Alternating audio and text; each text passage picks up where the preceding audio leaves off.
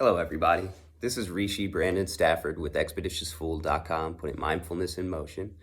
And today, I want to tell you about a dream I had last night.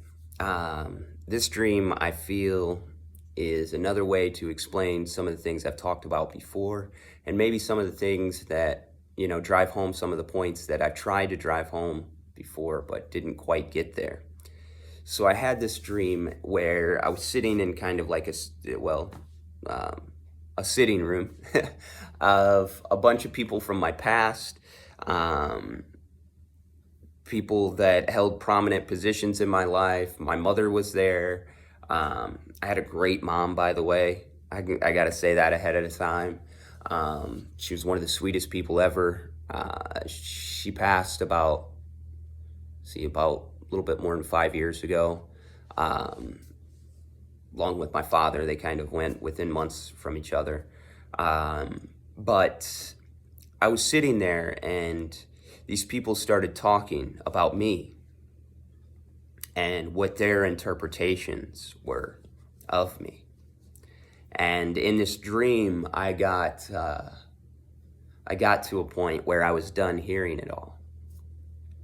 And I stood up and I started telling everybody. And it was the same story for everyone. It's like, let me actually tell you about me. See, I no longer suffer. This is what I was saying, and this is the truth. As far as my real life, I no longer suffer. I'm no longer in pain. I no longer have these problems. And here's the thing. I didn't need you. Right? That's something pretty big, right? Could be an arrogant statement. It could be, but it wasn't. It wasn't. It was basically me breaking down for all of these individuals that all of their good intentions were skewed. All of them. And my attachment to their good intentions allowed me to walk down a path for a long time of looking towards others for help. That's that hard part, folks. It's the reason why I speak about how spiritual healers or spiritual leaders have to be very, very careful. Very careful. And if you haven't healed, I don't think you should be doing it. That's the truth. I do think there's something you can teach the world, but it's not healing if you haven't healed yourself, meaning you no longer suffer. You no longer have anxiety. You no longer have stress. You no longer have worry. You no longer have depression. You no longer have these things in your life. Then you can teach people how to get on the other side of those. And that was kind of my talk to these folks from my past, my current. Because when you understand how to transcend, how to heal, how to remove the suffering from your life, it's not in any person. It's not in any comfort that anybody can give you. It's not in any listening that they can do for you. It's none of that. It's in God's source. It's in a permanent thing. It's in something that doesn't change. And that's why it's called liberation when you understand that. Moksha, nirvana, enlightenment, self-realization. It goes on and on. Because even the people that had the utmost best intentions of helping, right?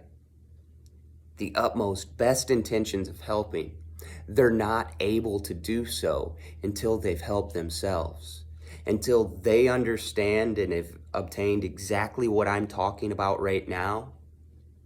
There's going to be some level of hurt. Energetically, we understand this.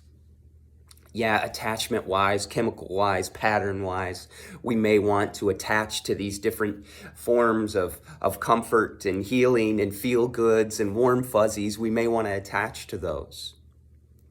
But any bit of attachment only takes us farther from the truth. That's the reality. Because we're not rooted in that which is permanent. And there's only one thing that is. That's God's source. However you define it, doesn't matter. But that's what brings you to the other side. That's what brings you healing. That surrender, that humility, whatever word you want to use, it doesn't matter. That is what gets you there. That is what brings you to the other side. That is what brings healing. Anybody trying to sell you something or offer you something for whatever reason, regardless the intention, that is short of that, will be confusing you. That's true. Even every great thing that my mother ever did and tried to console me, it didn't bring me to healing. We can only do that ourselves through our relationship with God's source and completely going into that. That's where that cure is. That's where that fix is. When they say that the road to hell is paved with good intentions, that statement is so much deeper than most realize. We stay in hell if we follow the intentions, the good intentions of others. It's true, we do. If they haven't obtained what I'm talking about right now, then their advice is going to be skewed. It's not going to be beneficial. Yeah, everything's perfect, and that is so true. And I live that, I know that. Everything is perfect, but everything has its place. Some of the perfection is in causing more suffering for you. Because then what happens? Eventually, you'll get to the point where you'll surrender. You'll be humble. You'll get deeply into that humility and realize that you have to surrender just the one thing that is permanent. All right, everyone. I hope this video helps. I hope it really deeply gets to the core of things for you, and you understand how important it is that you take charge of your healing. All right. Have a great day on purpose. Stay mindful. Namaskaram.